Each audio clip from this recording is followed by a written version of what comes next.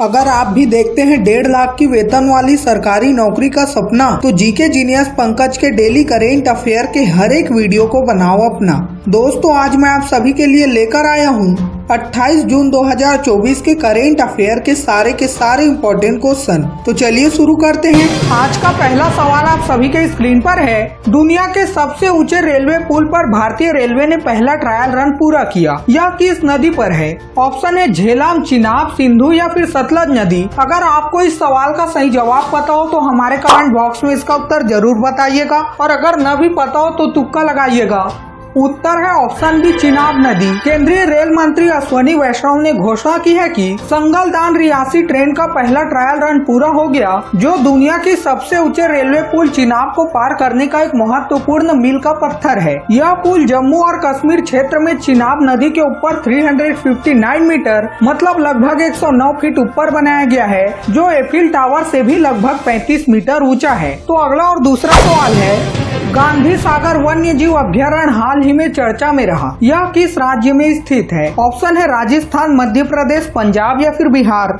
उत्तर है option B, Madhya Pradesh. Madhya Pradesh सरकार ने हाल ही में गांधी सागर वन्य जीव अभ्यारण्य में चीतों को रखने की तैयारी कर ली है, जो भारत में कुनू राष्ट्रीय उद्यान के बाद चीतों का दूसरा घर होगा। 17 दिसंबर 2022 को मध्य प्रदेश के श्योपुर जिले में कुनू राष्ट्रीय उद्यान में 8 नामाबियाई चीतों को बाड़ों में छोड़ा गया था। बाद में दक्षिण अफ्रीका से 12 और चीते को लाया गया। गांधी सागर वन्य जीव अभ्यारण्य को साल 1974 में अधिसूचित किया गया था, जो राजस्थान की सीमा पर स्थित है। अगर आपको घूमने जाने की इच्छा हो तो आप जा सकते हैं। तो अगला और तीसरा सवाल है, हाल ही में जारी पर्यावरण प्रदर्शन सूचकांक 2024 मतलब इन्वायरमेंट परफॉर्मेंस इंडेक्स 2024 में भारत की रैंक क्या है? ऑप्शन है 173, 74, 75 या फिर 76वां rank. The correct answer is option D, 176th rank. हाल ही में साल 2024 का पर्यावरण प्रदर्शन सूचकांक जारी किया गया। इसमें भारत की न्यूनतम रैंकिंग 180 देशों में से 176वीं है। भारत इस बार अपनी पिछली रैंकिंग के मुकाबले मामूली सुधार कर पाया है। इस रैंकिंग को येल और कोलंबिया विश्वविद्यालयों द्वारा तैयार किया गया, जो वायु गुणवत्ता, जैव विविधता और ग्रीन हाउस गैस उत्सर्जन जैसे महत्वपूर्ण क्षेत्रों के प्रदर्शन पर आधारित है। पहले बहुराष्ट्रीय हवाई अभ्यास तारंग शक्ति की मेजबानी कौन सा देश करेगा? ऑप्शन है भारत, नेपाल, बांग्लादेश या फिर श्रीलंका। उत्तर है ऑप्शन है भारत। भारतीय वायुसेना के पहले बहुराष्ट्रीय हवाई अभ्यास तारंग शक्ति 2024 का आयोजन अगस्त महीने में किया जाएगा। इसमें पर्यवेक्षकों के रूप में शामिल कुछ अन्य देशों के अलावा 10 देशों की भागीदारी देखने की संभावना है। यह अभ्यास 2 चरणों में आयोजित होगा। पहला चरण अगस्त के पहले 2 सप्ताह में दक्षिण भारत में होगा और दूसरा चरण अगस्त के अंत से सितंबर के मध्य तक पश्चिम भारत क्षेत्र में आयोजित किया जाएगा। तो अगला और 5वां सवाल है, T20 विश्व कप में एक मैच में चारों ओवर मेडन फेंकने वाले पहले गेंदबाज कौन है? ऑप्शन है जसप्रीत बुमराह, शाहीन अफरीदी, लॉकी फर्ग्यूसन या फिर Trent Boult.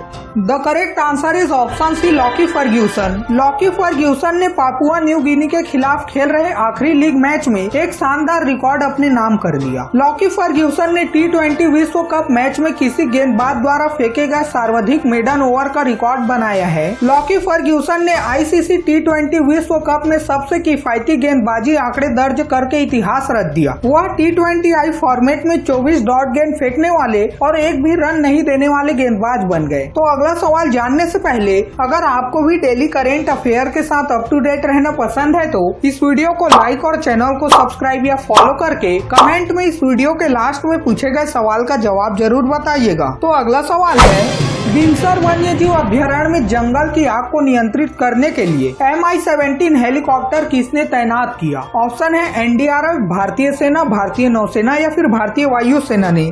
The correct answer is option D, Indian air force. हाल ही में भारतीय वायुसेना ने उत्तराखंड के अल्मोड़ा में बिनसर वन्य जीव अभ्यारण्य में बड़े पैमाने पर लगी जंगल की आग को नियंत्रित करने के लिए एक Mi-17 हेलीकॉप्टर तैनात किया है। यह वन्य जीव अभ्यारण्य भारत के उत्तराखंड राज्य में स्थित एक संरक्षित क्षेत्र है। यह हिमालय के कुमाऊं क्षेत्र में उत्तराखंड के अल्मोड़ा जिले से लगभग 33 किलोमीटर उत्तर में स्थित है। तो अगला और 7वां सवाल आप सभी के स्क्रीन पर है, हाल ही में मध्य प्रदेश के मुख्यमंत्री डॉक्टर मोहन यादव ने किस सेवा का उद्घाटन किया? ऑप्शन है ए पीएम श्री पर्यटन हवाई सेवा, बी एमपी एक्सप्रेस ट्रेन सेवा, सी पीएम राज्य बस सेवा या फिर डी एमपी रिवर क्रूज सेवा।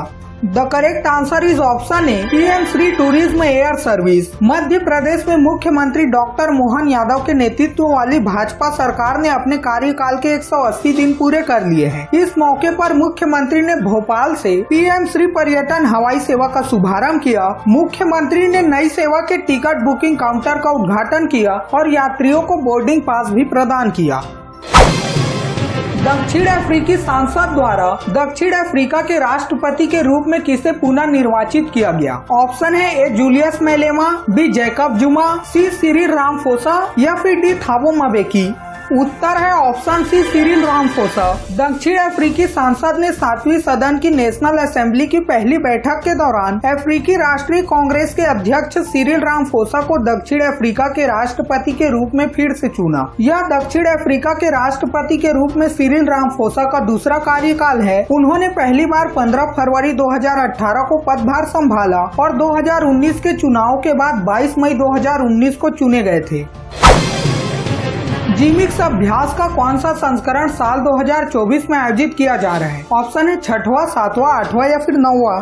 उत्तर है ऑप्शन सी 8वां संस्करण। हाल ही में जिमिक्स अभ्यास 2024 जापान के योकोसुका में आयोजित किया जा रहा है। यह जिमिक्स का 8वां संस्करण है जो 2012 में आरंभ हुआ था। इस अभ्यास में हर्बल और समुद्री दोनों फेज के अभ्यास शामिल है। भारतीय नौसेना के स्वदेशी स्टील्थ फ्रिगेट INS शिवालिक इस द्विपक्षीय समुद्री अभ्यास में भाग ले रहे हैं। वहीं पर जापान की ओर से गाइडेड मिसाइल डिस्ट्रॉयर JS युगिरी भाग ले रहे हैं। तो दोस्तों चलिए बढ़ते हैं अगले सवाल की तरफ। Dedicated freight corridor corporation of India limited के अगले MD के रूप में किसे चुना गया है? ऑप्शन है राजीव कुमार, अभिषेक सिंह, प्रवीण कुमार या फिर अभिमन्यु रामचंद्रन जी।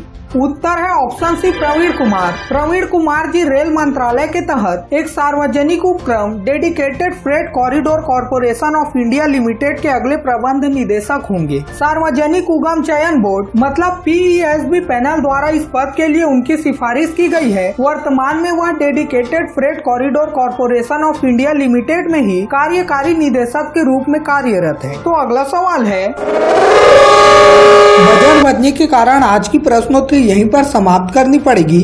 उससे पहले चलिए जानते हैं कल के सवाल का सही जवाब क्या था। कल के सवाल का सही जवाब है ऑप्शन बी रसिया। ब्रिक्स गेम 2024 का आयोजन रसिया में किया जा रहा है। तो दोस्तों चलिए देखते हैं आज का सवाल क्या है।